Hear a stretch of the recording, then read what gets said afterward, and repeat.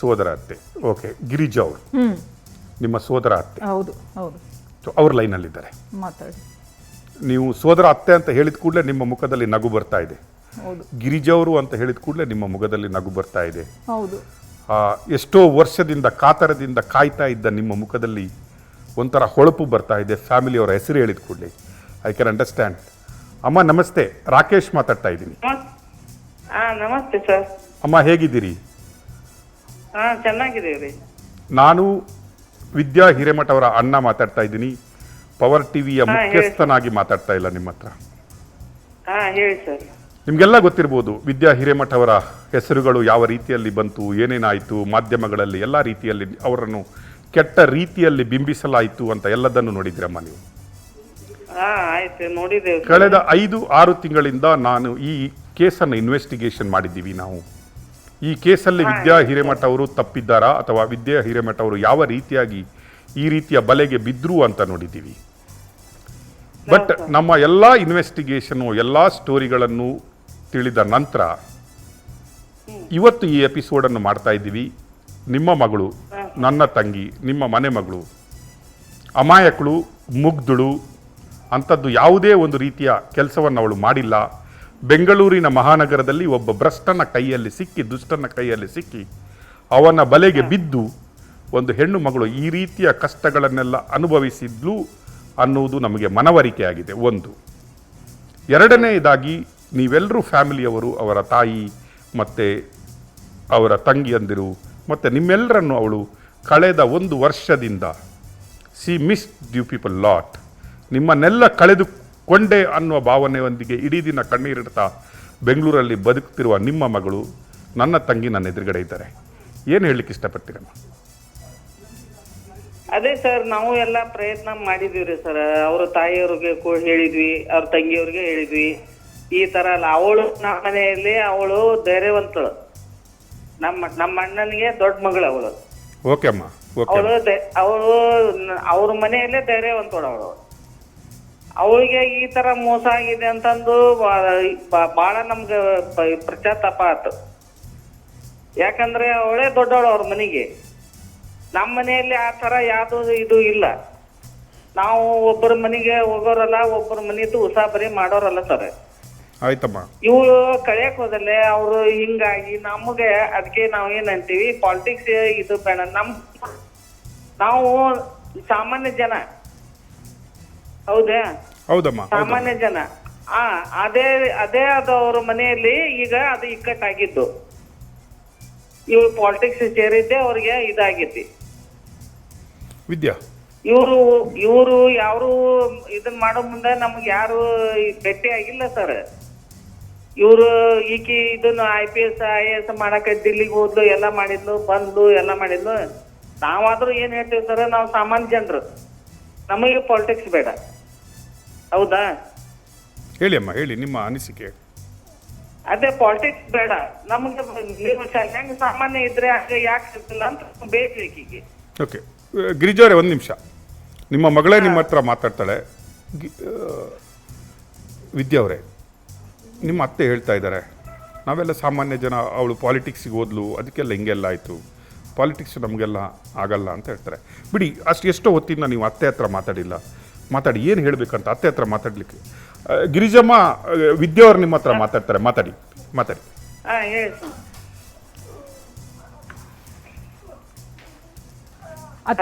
ಅತ್ತೆ ಟಿವಿ ನೋಡ್ತಾ ಇದ್ದೀರಾ? Power TV live. ಮಾತಾಡಿ, ನಿಮ್ಗೆ ಏನು ಮಾತಾಡಬೇಕು ಅದನ್ನು ಮಾತಾಡಿ. ಅತಿ ಕೇಳಿಸ್ತಾ ಇದೆಯಾ? ಅದು ಇವಾಗ ಇವೆಲ್ಲ ನಡೆದಿರೋದು ಏನು ಅಂತಂದರೆ ನನ್ನನ್ನು ಒಂದು ಟ್ರಾಫಿಕ್ ಸಿಲುಕಿಸಿ ನನ್ನನ್ನು ಒಟ್ಟು ಏನಾಗಬೇಕು, ನನ್ನ ಜೀವಂತವಾಗಿ ಸಮಾಧಿ ಮಾಡಬೇಕು ಅಂತ ಪ್ಲ್ಯಾನ್ ಮಾಡಿರೋದು ಮುನ್ರತ್ನ. ಅದು ಹೆಂಗೆ ಮಾಡ್ದ, ಏನೇನು ಯಾವ್ಯಾವ ರೀತಿ ಮಾಡ್ದ, ನನ್ನ ಹೆಸರಿಗೆ ಏನೇನು ರೀತಿ ಮಸಿ ಬಳಿದ ಅನ್ನೋದು ಎಲ್ಲ ಟಿ ವಿಯಲ್ಲಿ ಬಂತು. ಹೆಣ್ಮಗಳು ನನಗೇನು ಟ್ರ್ಯಾಪ್ ಮಾಡಿದ್ರಲ್ಲ ಅವ್ರ ಹೆಂಗಸರು ಬಂದು ಇಲ್ಲಿ ಪವರ್ ಟಿವಿಯಲ್ಲಿ ಎಲ್ಲನೂ ಹೇಳಿದರು. ನಾವು ಹಿಂಗೆಲ್ಲ ಆಕಿನ ಮತ್ತು ಬರುವಂಥ ಔಷಧಿ ಎಲ್ಲ ಕೊಟ್ಟು ನಾವು ಹಿಂಗೆಲ್ಲ ಮಾಡಿದ್ವಿ ಅಂಥೇಳಿ. ಸೊ ಈಗ ಅವ್ರು ಇವರೆಲ್ಲ ಇವ್ರು ಕಾಣ್ತಾ ಇದಾರಲ್ಲ ಟಿವಿಯಲ್ಲಿ, ಹಾ, ಇವ್ರು ಯಾರು ಇವ್ರು? ಇವರೇ ನನಗೆ ಟ್ರ್ಯಾಪ್ ಮಾಡಿದವರು, ಇವರೇ ಹೆಣ್ಮಕ್ಳು ನನಗೆ ಟ್ರ್ಯಾಪ್ ಮಾಡಿದಂಥ ಹೆಣ್ಮಕ್ಳು. ಮುನಿರತ್ನವ್ರು ಕಳ್ಸಿರೋದು ಇವ್ರನ್ನ, ಹೆಣ್ಮಕ್ಳನ್ನ. ಇವರು ನನಗೆ ಇವರು ಫ್ರೆಂಡ್ಸ್ ಅಂತೇಳಿ ಪರಿಚಯ ಮಾಡ್ಕೊಂಡು ಇವ್ರು ಏನು ಮಾಡಿದ್ದಾರೆ, ಇವಾಗ ನನ್ನನ್ನು ಬಲೆಗೆ ಬೀಸಿದ್ದಾರೆ. ಬಲೆಗೆ ಬೀಸಿ ನಾನು ರೆಸಾರ್ಟಿಗೆ ಏನು ಕರ್ಕೊಂಡು ಹೋಗಿದ್ರಲ್ಲ ಪಿಕ್ನಿಕ್ ಅಂತೇಳಿ, ಅವಾಗ ಮತ್ತು ಬರುವ ಔಷಧಿಯನ್ನು ಕೊಟ್ಟಿದ್ದಾರೆ ನನಗೆ. ಮತ್ತು ಬರುವಂಥ ಔಷಧಿ ಕೊಟ್ಟು ಏನು ಮಾಡಿದ್ದಾರೆ ಅಂತಂದರೆ, ನಾನು ಪ್ರಜ್ಞೆ ಇರುವುದಿಲ್ಲ ಅಲ್ಲ, ಮತ್ತು ಬರುವ ಔಷಧಿ ಕೊಟ್ಟಾಗ ಪ್ರಜ್ಞೆ ಇರಲಾರ್ದ ಸ್ಥಿತಿ ಒಳಗೆ ಏನು ಮಾಡಿದ್ದಾರೆ, ಈ ಏನು ನಾನು ಕರ್ಕೊಂಡು ಹೋಗಿರ್ತಾರಲ್ಲ 3 ಜನ ಹೆಂಗಸರು 3 ಜನ ಗಂಡಸರು, ಅದರಲ್ಲಿ ಇವು 3 ಜನ ಗಂಡಸರು ಏನು ಮಾಡ್ತಾರೆ, ನನ್ನನ್ನು ಕೆಟ್ಟವಳು ಅಂತ ಬಿಂಸಕ್ಕೆ ಏನು ಮಾಡ್ತಾರೆ ಅಂತಂದರೆ, ಇವರು ನನ್ನ ಪ್ರಜ್ಞಾಹೀನ ಸ್ಥಿತಿಯಲ್ಲಿ ಏನು ಮಾಡ್ತಾರೆ, ತಬ್ಬಿಕೊಂಡು ಮಲಗಿದ ರೀತಿ ಇವ್ರು ಫೋಟೋ ಕ್ಯಾಪ್ಚರ್ ಮಾಡ್ಕೊತಾರೆ. ಅಂದ್ರೆ ಇವಳು ಇಲ್ಲಿ ಏನ್ ತೋರಿಸ್ದಂಗಾಯ್ತು ಅಂದ್ರೆ, ನಾನು ಕೆಟ್ಟವಳು ಅಂತ ಬಿಂಬಿಸ್ಬೇಕಾಗಿತ್ತು. ಅದಕ್ಕೆ ಅವನು ಏನ್ ಮಾಡ್ದ, ಮುನಿರತ್ನ ಇದನ್ನು ಸ್ಕೆಚ್ ಹಾಕಿದ. ಅದು ನಡೆದಿರುವಂತ ಘಟನೆ. ಇಲ್ಲಿ ನಾನೇನು ಅವ್ರನ್ನ ಹೋಗಿ ನಾನು ಏನು ಮಾಡಿಲ್ಲ, ಅವರೇನು ನನಗೆ ಫ್ರೆಂಡ್ಸ್ ಅವಾಗ್ಲೇ ಆಗಿರೋದು, ಹೋಗಿದ್ದೀನಿ ಕರೆಕ್ಟು, ಬಟ್ ಆದ್ರೆ ನಾನೇನು ಈ ತಪ್ಪುಗಳನ್ನ ಮಾಡಿಲ್ಲ. ಆಯ್ತು, ಈಗೆಲ್ಲ ಆಯ್ತು ಸರಿ, ಈಗೆಲ್ಲ ಮುಗಿದು ಹೋಗಿದ್ದು ಮತ್ತೇನಿದು? ಅದನ್ನ ಇವ್ರು ಅಣ್ಣಾರ್ ಗಿರಿಜಾ ಅವರೇ, ಹೇಳಿ ಸರ್. ಮುಗಿದು ಏನು ಹೋಗಿತ್ತು ಅಂದ್ರೆ, ಎಲ್ಲಿಗೆ ಮುಕ್ತಾಯ ಆಗಿತ್ತು ಅಂದ್ರೆ, ವಿದ್ಯಾ ಹಿರೇಮಠ ಒಬ್ಳು ಒಳ್ಳೆಯ ಹುಡುಗಿಯಲ್ಲ, ಇವಳು ಇಂಥದ್ದೆಲ್ಲ ಕೆಲಸ ಮಾಡ್ತಾಳೆ ಅನ್ನುವ ರೀತಿಯಲ್ಲಿ ಅವಳು ಬಿಂಬಿಸಿ ಅವಳನ್ನು ಮುಕ್ತಾಯ ಮಾಡಿಬಿಟ್ಟಿದ್ರು. ಈಗ ಏನು ಬರ್ತಾ ಇದೆ ಅಲ್ವಾ, ಈಗ ಏನು ಬರ್ತಾ ಇದೆ ಅಲ್ವಾ, ಇದು ಆಫ್ಟರ್ ಇನ್ವೆಸ್ಟಿಗೇಷನ್ ನಾವು ವಿದ್ಯಾ ಹಿರೇಮಠಲ್ ಇದರಲ್ಲಿ ತಪ್ಪಿತಸ್ಥಳಲ್ಲ, ಇದರಲ್ಲಿ ಅವಳ ಯಾವ ಭಾಗಿಯೂ ಇಲ್ಲ.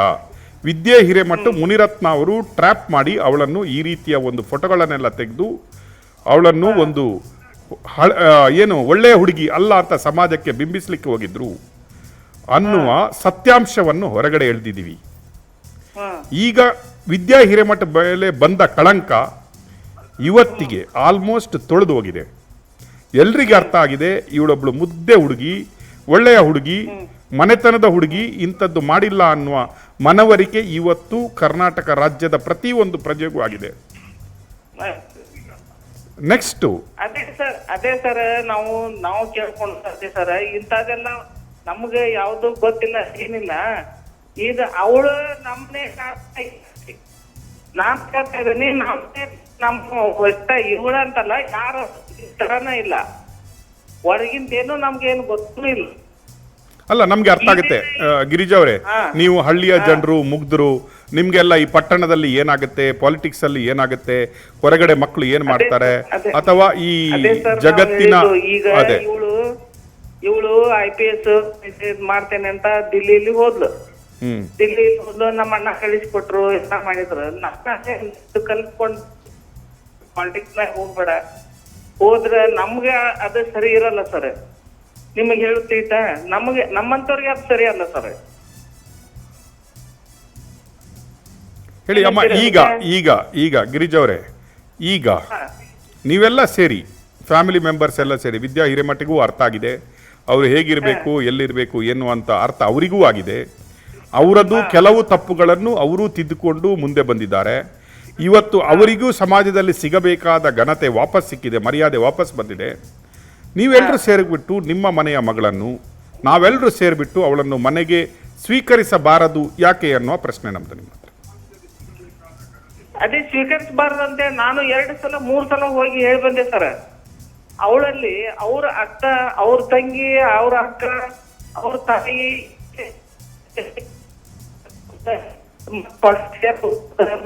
ಮಾಡಬಾರ್ದು, ಹೌದಾ? ಒಂದ್ ಚಾನ್ಸ್ ಇದು ಮಾಡಿದ್ರೆ. ಈಗ ನಿಮ್ಮ ವಾಯ್ಸ್ ಸ್ವಲ್ಪ ಬ್ರೇಕ್ ಆಗ್ತಾ ಇದೆ. ಈಗ ನೋಡಿ ಸರ್, ಈಗ ನೋಡಿ ಸರ್. ಈಗ ಸರಿಯಾಗಿ ಕೇಳ್ತಾ ಇದೆ ಅಮ್ಮ. ಈಗ ನೋಡಿ, ಅವಳ ತಾಯಿ ಇರೋದು ಮನೆಯಲ್ಲಿ, ಅವರು ಒಟ್ಟು ಅಲ್ಲೇ ಇದ್ದಾರೆ, ಬೆಂಗಳೂರು ಒಟ್ಟು ಅಕ್ಕಂಗ್ಯಾರ. ಅವರು ಜಾಬ್ ಮಾಡ್ತಾ ಇದ್ದಾರೆ ಒಟ್ಟರು. ಈಗ ಅವ್ರದ್ದೆಲ್ಲ ಇವಳು ಇದನ್ನ ಕೊಟ್ಟಿದಾರ್ರಿ ಸರ್, ನಂಬರ್ ಕೊಟ್ಟಿದ್ದಾಳನ್ರಿ? ನಂಬರ್ ಕೊಟ್ಟಿದ್ದಾರೆ, ಅವ್ರು ಯಾರು ಎತ್ತಾ ಇಲ್ಲ, ಅಂದರೆ ಮಲಗಿರ್ತಾರ ಅಥವಾ ಫೋನ್ ನೋಡಿ ಇಲ್ವಾ ಗೊತ್ತಿಲ್ಲ. ಬಟ್ ನಾನು ಏನು ನಿಮ್ಮ ಹತ್ರ ರಿಕ್ವೆಸ್ಟ್ ಮಾಡೋದಂದರೆ, ನಿಮ್ಮಲ್ಲಿ ನಮ್ಮ ಒಂದು ಪ್ರೇಯರ್ ಏನಂದರೆ, ನೀವು ನಾವು ಎಲ್ಲರೂ ವಿದ್ಯಾ ಹಿರೇಮಠ ಒಟ್ಟಾಗಿ ಅವರ ಮನೆಗೆ ಒಮ್ಮೆ ಹೋಗಿ ಅವರಿಗೆ ಮನವರಿಕೆ ಮಾಡುವಂಥ ಕೆಲಸ ಮಾಡುವ ಅಂತ. ನಿಮ್ಮದು ಸಹಾಯ ನಮಗೆ ಬೇಕಾಗುತ್ತೆ. ನಾವೆಲ್ಲರೂ ಹೋಗಿ ವಿದ್ಯಾ ಹಿರೇಮಠ ಅವರ ಮನೆಗೆ ಹೋಗಿ ಅವರ ಅಕ್ಕ ತಂಗಿ ಅಮ್ಮನ ಹತ್ರ ಮಾತಾಡಿದರೆ ಹೇಗಿರುತ್ತೆ? ಅದೇ ಅವ್ರು ಮಾತಾಡಕ್ಕೆ ಚಾನ್ಸ್ ಇಲ್ಲ ಸರ್. ಹೋಗಿದ್ದು ಕೇಳ್ರಿ ಲೇಕಿನ ಹ್ಮ್. ಹೋದ್ ಕೂಡ ಏನಂತಂದ್ರೆ ಪೊಲೀಸ್ ಕಂಪ್ಲೇಂಟ್ ಕೊಟ್ರೆ ನಮ್ದು ಇದನ್ನ ಮಾಡಕ್ ಬಂದ್ ನಿಂದ್ರ ಅಲ್ಲ, ಸರ್. ನಾನು ಇನ್ನೊಮ್ಮೆ ನಾನು ನಿಮ್ಮೊಟ್ಟಿಗೆ ಬರ್ತೀನಿ. ನಾವೆಲ್ಲರೂ ಸೇರಿಬಿಟ್ಟು ಕಡೆಯ ಪ್ರಯತ್ನ ಯಾಕೆ ಮಾಡಬಾರ್ದು? ಅದೇ ಪ್ರಯತ್ನ ಮಾಡೋದು ಆಯ್ತು ಸರ್, ಎಲ್ಲಾ ಆಯ್ತು ಸರ್. ಇವ್ರು ಮಣಿ ಮಂದಿ ಅಲ್ರಿ ಸರ್. ಅದು ನಾವೆಲ್ಲ ಮಾಡಿ ನಮಗೆ ಹೊಳ್ಳಿ ನಿಂದ್ರ ಇದದಾರ್ರಿ. ಅದಕ್ಕೆ ಈಕಿಗೆ ಹೇಳಿದೆ ನಾನು, ನಮ್ಮ ಸೊಚಿಗೆ, ಇದಲ್ಲ ಇದು ಮಾಡ್ಕೊಂಡದ್ದು ಇದು ಏನಾಗ್ತೈತಿ ಸರ್, ಒಂದು ಹೆಣ್ಣಿಗೆ ಇದು ಮಾಡಿದ್ ಯಾರಿಗೆ ಇದು ಮಾಡಿದ್ದು ಗೊತ್ತಾಗೋದಿಲ್ಲ. ಯಾಕಂದ್ರೆ ರೊಕ್ಕ ಇದ್ದವ್ರ ಮಾತಿದೆಲ್ಲ, ರೊಕ್ಕ ಇದ್ದವ್ರ ಮಾತ್ರಿ ಸರ್ ಇದು.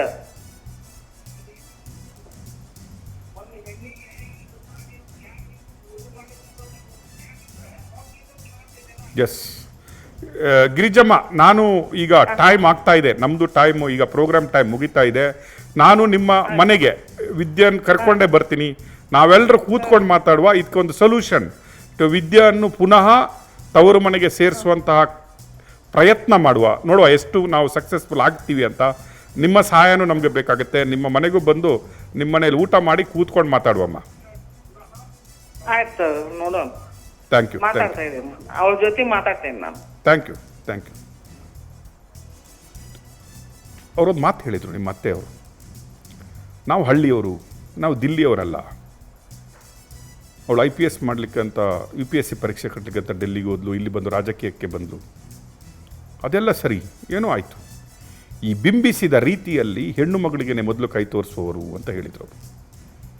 ಅದನ್ನು ಎಕ್ಸ್ಪ್ಲೈನ್ ಮಾಡೋದು ಜಗತ್ತಿಗೆ, ಒಂದು ಹೆಣ್ಣು ಮಗಳಿಗೆ ಕೆಟ್ಟ ಹೆಸರು ಬಂದರೆ ಅದನ್ನು ಎಕ್ಸ್ಪ್ಲೈನ್ ಮಾಡೋದು ತುಂಬ ಕಷ್ಟ ಆಗುತ್ತೆ ಸರ್. ಯಾರೂ ನಂಬಲ್ಲ, ಯಾಕಾಯಿತು ಹಿಂಗಾಯಿತು ಅಂತ ಹೇಳಿದರೆ ನಂಬಲ್ಲ. ಅದೂ ಸರಿಯೇ. ನಿಮ್ಮ ತಾಯಿ ತಂಗಿ ಎಲ್ರಿಗೂ ಆ ಫೋಟೋಗಳನ್ನು ನೋಡಿದಾಗ, ಮುನಿರತ್ನ ಬಿಂಬಿಸಿದಾಗ ಅವರಿಗೂ ಹರ್ಟ್ ಆಗಿರ್ಬೋದು. ಇವಳಿಂದಾಗಿ ನಮ್ಮ ಹೆಸರು ಹಾಳಾಗ್ತಾ ಇದೆ, ನಮ್ಮನ್ನು ಅದೇ ರೀತಿಯಲ್ಲಿ ನೋಡ್ತಾರೆ ಅನ್ನುವ ಭಾವನೆ ಅವರಿಗೆ ಬಂದಿರಬಹುದು. It will take some time. ಒಂದು ಗಾಯ ವಾಸಿ ಆಗಬೇಕಾದ್ರೂ ಟೈಮ್ ಬೇಕಾಗುತ್ತೆ. ಮನಸ್ಸಿಗಾದ ಗಾಯ ವಾಸಿ ಆಗಬೇಕಾದ್ರೆ it will take too much time. So don't hurry. ನಾವು ಒಟ್ಟಿಗೆ ಹೋಗುವ, ನಿಮ್ಮ ಮನೆಗೆ ಹೋಗುವ, ನಿಮ್ಮ ಅತ್ತೆಯನ್ನು ಮೀಟ್ ಮಾಡುವ. ಅದಕ್ಕಿಂತ ಮೊದಲು ಮಾಡಬೇಕಾದಂತಹ ಕೆಲಸ ದುಷ್ಟನೊಟ್ಟಿಗೆ ಹೋರಾಟ. To get him to that ದುಷ್ಟನನ್ನು ಜಸ್ಟಿಸ್ಗೆ ತರುವಂತಹ ಪ್ರಯತ್ನ. So let us do together. ನಿಮ್ಮೊಟ್ಟಿಗೆ ನಾವಿದ್ದೀವಿ, ನಮ್ಮೊಟ್ಟಿಗೆ ಪವರ್ TV ಇದೆ. ಪವರ್ TV ಒಟ್ಟಿಗೆ ಎಂಟೈರ್ ಕರ್ನಾಟಕದ ಜನತೆ ಇದ್ದಾರೆ. And Chamundi is with all of us. Let us fight together. ವೀಕ್ಷಕರೇ, ಇದು ಮುನಿರತ್ನನ ದುಷ್ಟ ಕೂಟದ ಬಲೆಗೆ ಬಿದ್ದಂತಹ ಒಂದು ಅಮಾಯಕ ಹೆಣ್ಣಿನ ಆಘಾತಕಾರಿ ಕತೆ. This is not end of the episode. We follow with lot of other more stories. ಇನ್ನು ಬರುವ ಸ್ಟೋರಿಗಳು ನಿಮ್ಮನ್ನು ಬೆಚ್ಚಿ ಬೀಳಲಿದೆ. Tomorrow, is there any connection between Darshan ಒಳಗಡೆ ಇರುವಂತಹ ಕೇಸ್, ದರ್ಶನ್ ಮರ್ಡರ್ ಮಾಡಿ ಇವತ್ತು ಒಳಗಡೆ ಹೋದಂತಹ ಕೇಸ್, ಅಲ್ಲಿನೂ ಕೂಡ ಒಬ್ಬ ಅಮಾಯಕ ಮಾಡಿದ ಒಂದು ತಪ್ಪಿಗೆ ಯಾವ ರೀತಿಯಲ್ಲಿ ಮರ್ಡರ್ ಹೊಂತಾನೆ, ಯಾವ ರೀತಿಯಲ್ಲಿ ಆ ಎಪಿಸೋಡನ್ನು ನಾವು TV ಯವರು, ಮಾಧ್ಯಮಗಳು, ಪೇಪರ್ಗಳು ಚಿತ್ರೀಕರಿಸ್ತಾ ಬಂದ್ವು.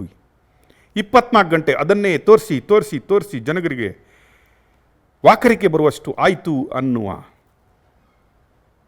ಭಾವನೆಗಳು ಜನರಲ್ಲಿ ಮೂಡಿದ್ದರೂ ಕೂಡ ಈ ಸ್ಟೋರಿಗೂ, ದರ್ಶನ್ ಸ್ಟೋರಿಗೂ, ಮರ್ಡರ್ ಆದಂತಹ ವ್ಯಕ್ತಿಗೂ, ಮುನಿರತ್ನನಿಗೂ, ಆ ಮರ್ಡರಲ್ಲಿ ಮುನಿರತ್ನನ ಪಾತ್ರ ಏನಾದರೂ ಇದೆನಾ ಅನ್ನುವ ಎಪಿಸೋಡೊಂದಿಗೆ ನಾಳೆ 6 ಗಂಟೆಗೆ ನಿಮ್ಮ ಮುಂದೆ ನಾನು ನಿಮ್ಮ ರಾಕೇಶ್ ಶೆಟ್ಟಿ, ಪವರ್ TVಯಲ್ಲಿ. ಇದು ಪವರ್ ಟಿವಿ, ನಿಮ್ಮ ಶಕ್ತಿ.